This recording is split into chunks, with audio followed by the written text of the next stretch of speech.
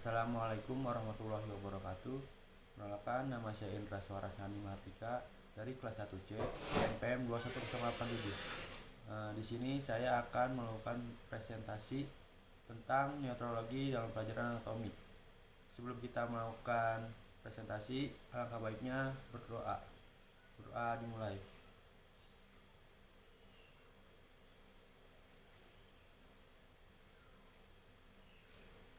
Berdoa selesai. Yang pertama ada sistem pernafasan. Sistem pernafasan manusia ada organ, ada cara memeliharanya, ada cara kerjanya. Ada banyak macam aroma yang bisa dihirup oleh manusia. Mulai dari bau yang tidak sedap sampai bau makanan yang wangi pun manusia bisa membedakannya. Hal itu karena adanya hidung manusia. Hidung manusia adalah salah satu organ yang berperan dalam sistem pernafasan manusia. Pernafasan adalah salah satu hal yang paling vital bagi manusia.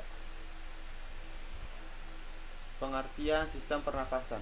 Ketika manusia bernafas, berarti sedang terjadi proses masuknya oksigen ke dalam tubuh dan pelepasan karbon dioksida keluar tubuh.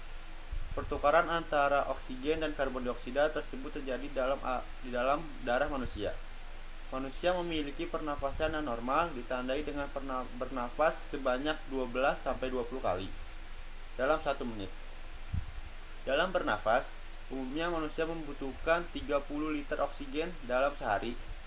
Jika seseorang tersebut sedang mengerjakan pekerjaan berat seperti olahraga, maka kebutuhan oksigennya menjadi bertambah berkali-kali lipat. Jumlah oksigen yang diambil ini tergantung dari jenis aktivitas yang dilakukan, ukuran tubuh, dan jenis makanan yang dikonsumsinya. Dan lanjut yang kedua ada pengertian sistem saraf. Sistem saraf manusia adalah suatu jalinan-jalinan saraf yang kompleks, sangat khusus, saling berhubungan satu dengan yang lain. Sistem saraf berkoordinasi, menafsirkan dan mengontrol interaksi antara individu dengan lingkungan sekitarnya. Sistem tubuh yang penting ini juga mengatur kebanyakan aktivitas sistem-sistem tubuh lainnya. Karena pengaturan saraf tersebut, maka terjalin komunikasi antara berbagai sistem tubuh hingga menyebabkan tubuh berfungsi sebagai unit yang harmonis. Dalam sistem inilah berasal segala fenomena kesadaran, pikiran, ingatan, bahasa, sensasi, dan gerakan. Jadi kemampuan untuk dapat memahami, belajar, dan memahami respon terhadap suatu rangsangan merupakan hasil kerja integrasi dari sistem saraf yang puncaknya dalam bentuk kepribadian dan tingkah laku individu. Sistem saraf sangat berperan dari irritabilitas tubuh. Irritabilitas memungkinkan makhluk hidup dapat menyesuaikan diri dan menggapai perubahan-perubahan yang terjadi di lingkungannya. Jadi, irritabilitas adalah kemampuan menanggapi rangsangan. Selanjutnya ada organisasi sistem saraf. Sistem saraf tuh dibagi menjadi 2. Ada sistem saraf pusat, ada sistem saraf tepi. Dan sistem saraf pusat tuh ada otak, ada sumsum tulang belakang atau medula spinalis. Dan otak pun ada 3. Ada otak besar, otak kecil, dan sumsum lanjutkan. Dan terus sistem saraf tepi itu ada 2. Saraf somatis atau sadar dan saraf otonom atau tak sadar. Saraf somatif ada 2. 12 pasang saraf otak atau kranial, 31 pasang saraf sumsum tulang belakang atau spinal. Dan saraf otonom itu ada 2 juga, ada saraf simpatik dan saraf parasimpatik. Selanjutnya ada struktur dan fungsi sel saraf. Di sini saya akan menyebutkan struktur neuronnya ya. Ada dendrit, ada badan sel, ada nucleus, ada nodus Ranvier, ada ujung okson, ada akson, ada selubung mielin, ada sel Schwann. Dan saya akan menjelaskan salah satunya. Badan sel. Pertama, badan sel. Badan sel adalah bagian dari jaringan yang terbesar. Di dalam badan sel terdapat nukleus yaitu inti sel jaringan saraf. Bagian ini berfungsi sebagai penerima impuls atau rangsangan dari sitoplasma bercabang menuju akson. Dan yang kedua ada inti sel atau nukleus. Bagian jaringan saraf inti sel atau biasa disebut dengan nukleus berfungsi sebagai regulator dari seluruh aktivitas sel saraf. Inti sel berada di dalam badan sel dan mengembang di antara sitoplasma. Yang ketiga ada sitoplasma. Bagian jaringan sitoplasma ini adalah cairan yang memiliki protein yang tinggi. Sitoplasma dibungkus oleh sel neurologi yang membantu sel dalam memperoleh suplai makanan. 4 dendrit. Keempat ada dendrit. Dendrit adalah bagian saraf yang sekumpulan serabut sel saraf pendek yang bercabang-cabang halus dan merupakan peluasan dari badan sel. Bagian ini berfungsi sebagai penerima impuls dan menyampaikan impuls yang diterima menuju badan sel. Dan yang kelima ada neurit atau akson. Bagian saraf neurit dan akson adalah selaput sel saraf yang panjang perluasan dari badan sel. Neurit berfungsi sebagai pengirim impuls yang diperoleh badan sel menuju sel saraf melalui sinapsis. Akson dilindungi oleh sulbung myelin. Sulbung ini berupa selaput berbahan lemak yang berfungsi melindungi akson dari kerusakan. Yang keenam ada sel sekawan. Sel sekawan adalah sel penyongkong akson yang berfungsi menyediakan suplai makanan bagi metabolisme akson dan membantu regenerasi akson. Yang ketujuh yang terakhir ada sinapsis. Bagian sel saraf sinapsis adalah ujung akson berfungsi untuk meneruskan impuls menuju ke neuron lainnya. Sinapsis dari satu neuron akan terhubung dengan dendrit dari neuron lainnya. Selanjutnya ada kelainan sistem saraf. Yang pertama ada amnesia. Amnesia merupakan gangguan pada otak yang disebabkan oleh kecelakaan atau cedera yang menyebabkan trauma pada kepala atau geger otak, sehingga penderita mengalami kebingungan dan kehilangan ingatan. Amnesia bersifat sementara atau permanen tergantung dari seberapa parahnya trauma yang diterima oleh otak. Yang kedua ada epilepsi. Epilepsi disebabkan adanya gangguan penghantar impuls listrik pada sel-sel saraf. Orang yang menderita penyakit tumor otak, trauma pada kepala, penggunaan obat-obat bius, dan penderitaan cacat otak bawaan. Ciri orang yang terkena epilepsi adalah mengalami kejang-kejang hingga mulutnya keluar bisa. Epilepsi disebut juga dengan penyakit Ayan. Penderitanya sering mengalami kejang-kejang yang mendadak dan berulang-ulang tanpa alasan. Yang ketiga ada stroke. Stroke merupakan penyakit yang terjadi karena penyumbatan atau pecahnya pembuluh darah di dalam otak sehingga otak menjadi rusak.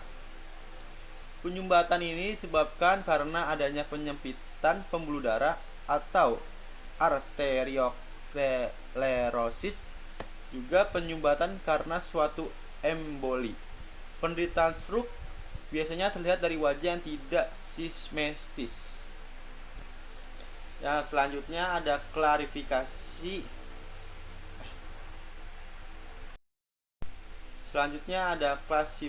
Saraf. Sistem saraf pada manusia bersama dengan sistem hormon memiliki peran menjaga fungsi-fungsi utama dari tubuh. Sistem saraf tersebut sebagai penerima berjuta-juta macam bentuk rangsangan yang berawal dari berbagai macam organ. Semua bentuk rangsangan akan bersatu untuk menentukan interaksi dan juga mengetahui bagaimana respon yang diberikan oleh bagian-bagian tubuh. Bentuk rangsangan yang berasal dari bagian luar tubuh disebut rangsangan eksternal, sementara rangsangan yang dari bagian dalam tubuh tersebut sebagai rangsangan internal. Selanjutnya saya akan menjelaskan tentang sistem saraf tepi. Yang pertama ada olfactorius. Jenisnya itu sensori. Fungsinya menerima rangsang dari hidung dan menghantarkannya ke otak untuk diproses sebagai sensasi bau atau penghidu. Yang kedua tuh ada optik. Jenisnya itu sensori. Fungsinya menerima rangsang dari mata dan menghantarkannya ke otak untuk diproses sebagai persepsi visual. Yang ketiga ada okulomotor. Jenisnya tuh motorik. Fungsinya menggerakkan sebagai besar otot bola mata. Yang keempat ada troclearis. Jenisnya motorik. Fungsinya menggerakkan otot bola mata. Yang kelima ada trigeminus, yaitu jenisnya gabungan. Fungsinya sensori, menerima rangsangan sensorik dari wajah untuk diproses ke otak. Dan motoriknya menggerakkan otot-otot pengunyah. Yang keenam ada abdusen. Jenisnya itu motorik. Fungsinya menggerakkan bola mata. Dan ketujuh ada facialis. Jenisnya gabungan dan fungsinya ada sensorik. Sensorik itu menerima rangsangan dari 2/3 bagian anterior lidah untuk diproses di otak sebagai sensasi rasa. Yang motoriknya mengendalikan otot wajah untuk menciptakan ekspresi wajah. Yang ke-8 ada vestibulocochlearis. Jenisnya tuh sensori sistem. Fungsinya tuh sensori sistem vestibular, mengendalikan keseimbangan. Dan sensori sistem pendengaran, menerima rangsang untuk diproses di otak sebagai suara. Selanjutnya ada glossopharyngeal, yaitu jenisnya tuh gabungan. Fungsinya sensori, menerima rangsangan dari bagian 1/3 posterior lidah untuk diproses di otak sebagai sensasi rasa. Dan motoriknya menggerakkan otot-otot lidah dan pharynx. Selanjutnya ada vagus, ya jenisnya itu gabungan. Fungsinya sensorinya itu menerima rangsang dari organ dalam atau visceral. Selanjutnya yang motoriknya itu mengendalikan organ-organ dalam. Selanjutnya ada aksesorius. Jenisnya tuh motorik. Fungsinya menggerakkan otot trapezius dan stenoledomastoideus atau mengendalikan pergerakan kepala. Selanjutnya ada hypoglossus. Fungsinya tuh mengendalikan pergerakan lidah. Ya, selanjutnya sistem saraf pusat. Sistem saraf pusat terdiri dari otak dan sumsum tulang belakang. Sistem saraf pusat ini berfungsi sebagai pusat pengendali utama pada tubuh. Sistem saraf inilah yang mengatur pergerakan tubuhmu. Misalnya, saat tangan kamu melakukan gerakan refleks ketika menyentuh mangkuk bakso yang sangat panas. Gerakan refleks itu tanpa kamu sadari merupakan tugas dari sistem saraf pusat loh. Atau pahami friend. Otak dan sumsum tulang belakang yang menjadi pengendali tubuh manusia berada pada sistem saraf pusat. Kenapa sistem saraf pusat bisa mengontrol gerakan tubuh? Hal itu karena saraf pusat mampu mengelola informasi atau rangsangan yang diperoleh dari indera-indera tubuh. Selanjutnya ada bagian-bagian saraf. Yang pertama ada otak besar atau cerebrum. Otak besar atau otak bagian depan manusia disusun oleh cerebrum. Cerebrum merupakan bagian yang paling besar pada otak manusia, sehingga disebut sebagai otak besar. Cerebrum atau otak besar ini menjadi bagian otak manusia yang menentukan dasar-dasar kecerdasan manusia. Yang kedua ada talamus dan hipotalamus.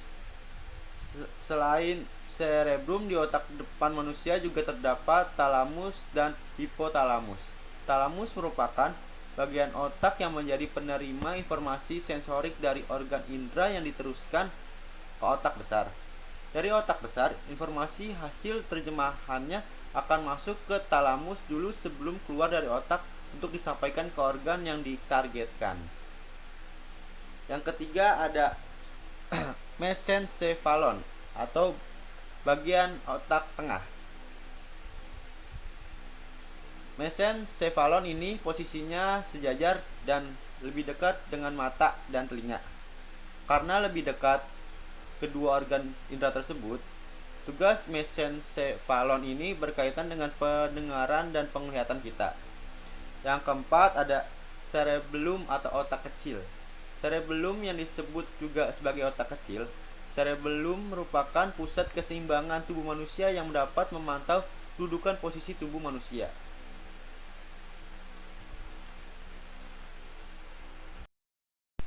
Dan selanjutnya ada kesimpulan ya. Kesimpulannya adalah sekumpulan organ yang terlibat dalam proses perubahan gas oksigen dan karbon oksida dalam tubuh. Mungkin sekian dari presentasi saya. Mohon maaf apabila ada salah-salah kata. Mohon dimaafkan dan terima kasih. Assalamualaikum warahmatullahi wabarakatuh.